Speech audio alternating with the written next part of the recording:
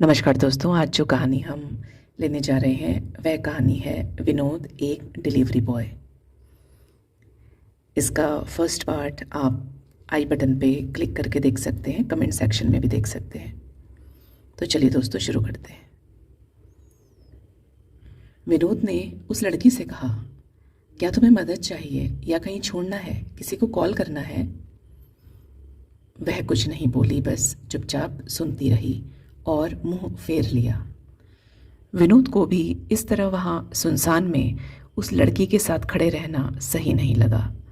उसने bike start की और जाने लगा। तब तक लड़की ने पीछे से आवाज़ दी, रुको। उसने पलट कर देखा, वह गर्दन झुकाए खड़ी थी। तुम मुझे यहाँ कहीं और छोड़ सकते हो, मैं किसी को कॉल नहीं कर सकती। क्यों? इस तरह कैसे तुमको कहीं भी छोड़ दूँ? मुझे सच सच बताओ कि क्या बात है। और विनोद थोड़ा घबरा भी गया था। तुम्हारा घर, तुम्हारे माँ बाप, किसी का नंबर, कोई तो होगा। वह वहीं जमीन पर बैठ गई और बताने लगी, मैं स्कूल में 11वीं कक्षा में पढ़ती थी। जब भी मैं स्कूल से आती जाती एक आदमी मेरा पीछा करता था। वो उम्र में मुझसे काफ़ी बड़ा था। मुझे उसे देखकर ही डर लगता। घर में किसी को बता नहीं सकती थी।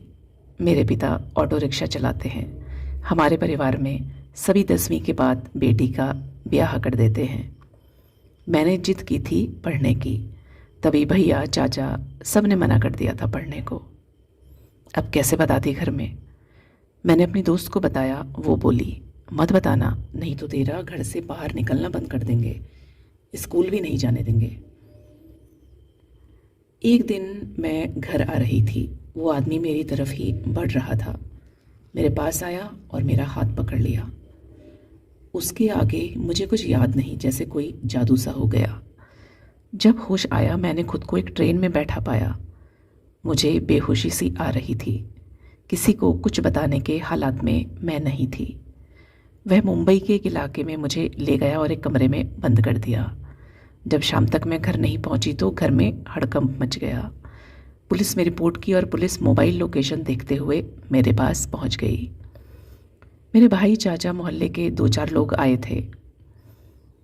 वह यह सब देखकर भाग गया और पकड़ा नहीं गया। मुझे सब घर ले आए। माँ ने मुझे खूब गालियाँ दी। पिताजी ने मुंह देखने को भी राजी न हुए। 3-4 महीने बाद दीदी की शादी थी।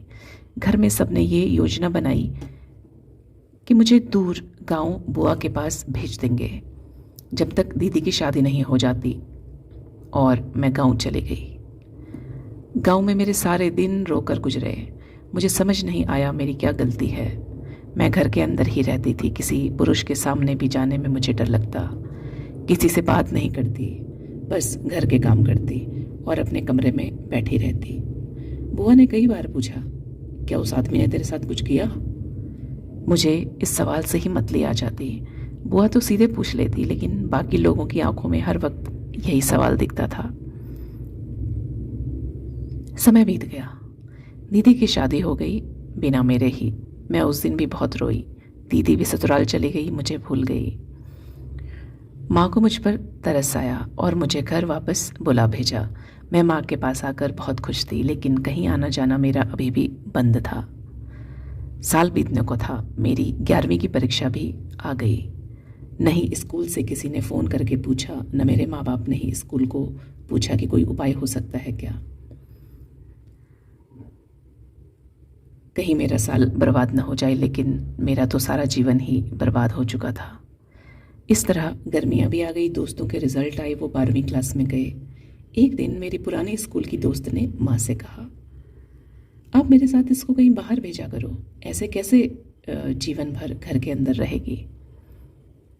अब मैं घर के छोटे मोटे काम करने के लिए बाहर जाने लगी। जीवन फिर से सामान्य होने लगा। सोचा था फिर से स्कूल का फॉर्म भरूंगी, जीवन को फिर से शुरू करूंगी। एक दिन हमारे मोहल्ले में बुधवार का हाट लगा था। मैं भी कुछ सामान लेने निकली। बहुत भीड़ थी, सब जगह रोशनी ही रोशनी, सब्जी वालों के चिल्लाने की आवाज़ें, बच्चों की हंसी, माँ का मोल भाव करना, स्कूटर साइकिल का लोगों की भीड़ के बीच से ज़बरदस्ती निकलने के लिए हॉर्न बजाना। मुझे यह सब आवाज़ें बहुत अच्छी लगती थी। एक साल के अकेलेपन में मैंने सदियों का सोनापन जिया था। अब जीवन जैसे चारों ओर से बह रहा हो। अचानक सब थम गया। सामने से वही व्यक्ति आता हुआ दिखाई दिया। चारों तरफ सब धीमा हो गया, आवाज़ें खो गई। मेरे पाँव जमीन से चिपक गए, जीप तालू से। उसने मेरा हाथ पकड़ा, गर्दन को छुआ। मेरी आंखें बंद होने लगी और अगले ही पल मैं ट्रेन में थी। मुझे कुछ समझ नहीं आ रहा था, आखिर ये सब हुआ कैसे। मुझे अपने चलने का कुछ याद नहीं। उसने जैसे कोई जादू किया हो। कब से हो तुम उसके साथ? विनोद ने बीच में रोक कर पूछा। कुछ महीने हो गए। घर वालों ने ढूंढा होगा शायद। उसने जमीन पर आंखें गड़ाए हुए कहा। इस आदमी का व्यवहार तुम्हारे साथ कैसा है? थोड़ी तो देर को वो चुप हो गई। विनोद को खुद पर गुस्सा आ रहा था कि ये क्या सवाल पूछा, लेकिन ये एक जरूरी सवाल था। वो पुलिस को फ़ोन करने की सोचने लगा। वो कभी गलत तरीके से छूता है, लेकिन वो भी मुझे डराने के लिए शायद। वो बस डराने वाली कहानियाँ सुनाता है कि उसने अपनी 2 बीवियों का कत्ल किया है। पुलिस अभी तक ढूंढ नहीं पाई और मुझे भी नहीं ढूंढ पाएगी। मेरी रूह कांपने लगती है, शरीर में डर की झुरझुरी उतर आती है। वो कहता है मुझे मेरे घर वाले नहीं ढूंढेंगे। आज उसने मुझे यहाँ सज सज के खड़े होने को कहा। बोला इसके बाद मैं आज़ाद हूँ। कोई कार आएगी, मुझे लेकर घर छोड़ आएगी। मुझे उस पर यकीन नहीं है, लेकिन मेरी दुविधा यह है कि मुझे कहीं जाने की जगह भी तो नहीं है। विनोद को कुछ कुछ समझ आने लगा। वो आदमी इसका सौदा कर चुका था। वो जानता था ये लड़की डरी है, कहीं जाएगी नहीं, ना ही इसके घर वालों का कोई सहारा है। उसे कुछ सूझ नहीं रहा था। उसने गूगल से महिला हेल्पलाइन का नंबर लिया और कॉल किया। कुछ देर बाद वहाँ कुछ लोग आते हैं और पूछताछ के बाद उसे साथ ले गए। वो किसी इमरजेंसी कॉन्टैक्ट का नंबर मांगने लगे तो विनोद ने अपना नंबर दे दिया। उस लड़की की आंखों में आंसू थे, होठों पर एक भी शब्द नहीं आ रहा था कि किस तरह वह उसका शुक्रिया अदा करे। वह लड़की चली गई। विनोद के फ़ोन पे दूसरी डिलीवरी का ऑर्डर फ्लैश हो रहा था। उसने बाइक मोड़ी और चल दिया। इसके कहानी के फर्स्ट पार्ट के लिए आप अभी अपने स्क्रीन पे क्लिक कर सकते हैं। बहुत धन्यवाद।